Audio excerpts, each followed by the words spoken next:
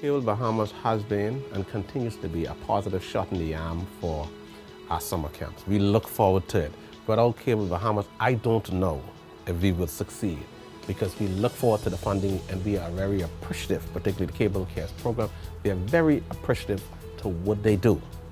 We thank the Cable Cares Foundation, which would have given into this program, and it's going to pay dividends in the long run because each one of these children are affected.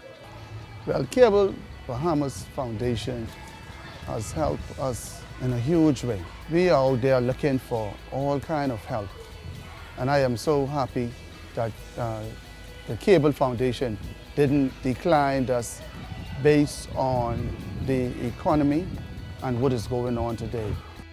So they've been it for a long time, and we look for them to be with us for many years to come. Torrential rain expected all week as Tropical Storm Erica draws near. We've got a rundown of what to expect and how to keep safe.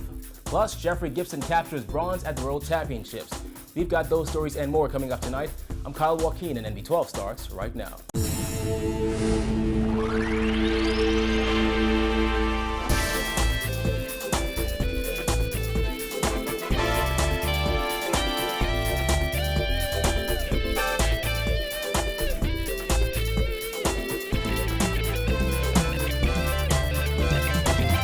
Welcome once again to NB12. Forecasters predict Tropical Storm Erica is days away from the capital as it gathers steam in the Atlantic. The Nassau Meteorological Department today gave an update on just where Erica is and what to expect over the next few days. Simone Davis reports.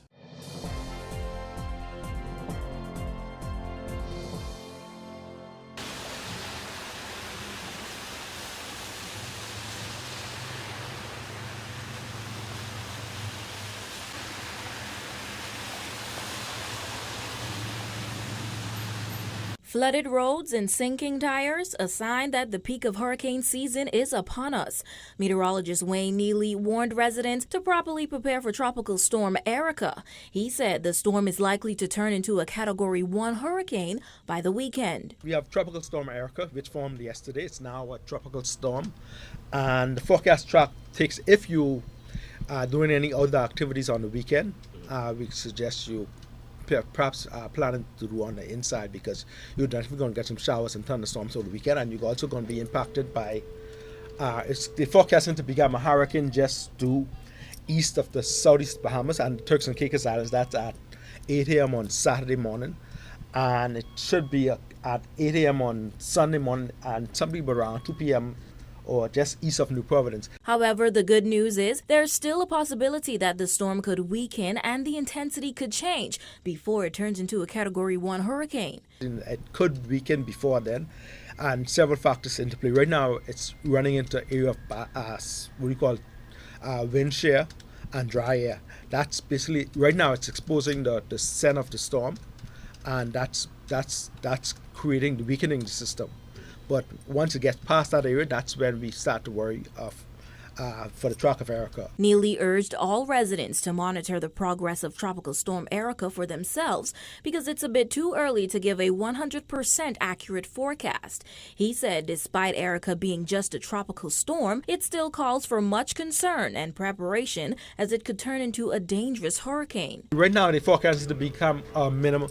Now, that's the worst possible scenario. What the National Hurricane Center does, it gives you the worst possible scenario that could happen.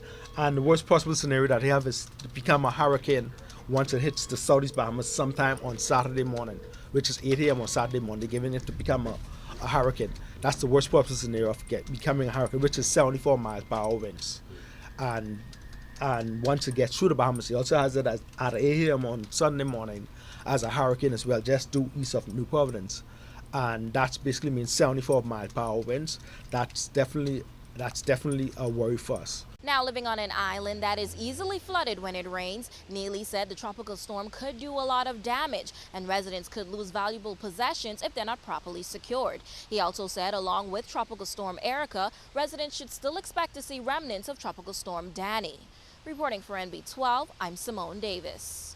Members of the National Emergency Management Agency held a press conference today to alert the public on the status of storm preparations. NEMA Director Stephen Russell said starting Thursday, all team members would be in communication with residents in the Family Islands.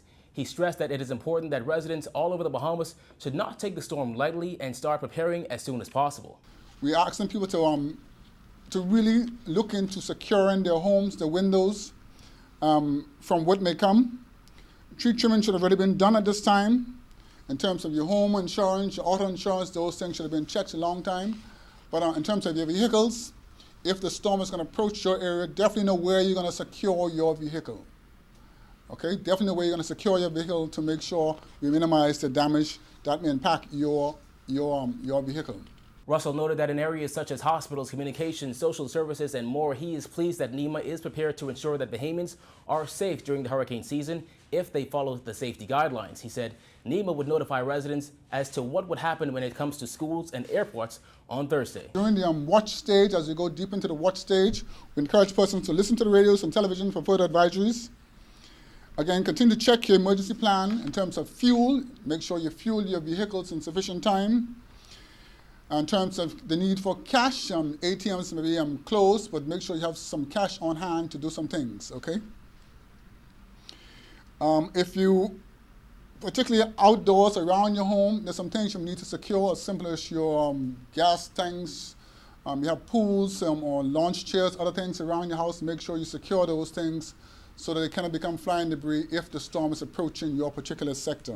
Well, today's heavy downfall caused some severe flooding at the College of the Bahamas' Oaksfield campus. The college issued a statement today advising that the campus was subsequently closed, aside for essential staff like security and senior administrators. The college's Grosvenor Close and Northern Bahamas campuses remained open. An announcement will be made later on as to potential closures for the remainder of the week. Also, in a notice sent out today, the RBDF is advising that leave for all members of the Royal Bahamas Defense Force has been canceled. Meanwhile, edit. That wasn't edited properly. Also in a notice sent out today stating that all leave for members of the Royal Bahamas Defense Force has been canceled, meaning all Defense Force officers and Marines, aside from those on sick or maternity leave, are expected to report to their respective places of duty tomorrow morning at 8:40. The Public Relations Department of RBDF says due to the anticipation of Hurricane Erica, all leave had to be canceled until further notice. In other news, Bahamar employees and anyone else seeking employment won't find it at Atlantis, at least not right now. According to Senior VP of Public Relations at Atlantis, Ed Fields, the Paradise Island Resort is on somewhat of a hiring freeze. And as I said to the reporters yesterday, at this point we're more of in a hiring suspension. Simply because obviously there's a lot of uncertainty. We're going into our lowest season, September, October, November, and so there's a lot of uncertainty in the marketplace. As for rumors of Atlantis employees leaving for Bahamar in droves, Field says as far as he knows it, Atlantis only lost about 40 or 50 people. And as for the effect in the increase in minimum wage that it could have on the resort staff count, I think that any organization will look at all measures in terms of how to maintain a cost structure. You can't continue to do business where cost continues to rise, expenses continue to rise. Then you look at and you have to look at the demand side, the occupancy levels. And Bahamian hurdler Jeffrey Gibson's stellar year just keeps getting better. The Grand Bahamian captured bronze this morning in the men's 400-meter hurdles at the IAAF World Championships in Beijing, China. It was a very close race, but Gibson inched out the American to win the Bahamas' first ever medal in this event at a World Championship in a time of 48.17 seconds. Look at Bet on the outside. Bet chopped his stride. It's Bet who's going to take it for Kenya. Kenya 1, Russia 2. Close between Clement. Look at the time, 47.7.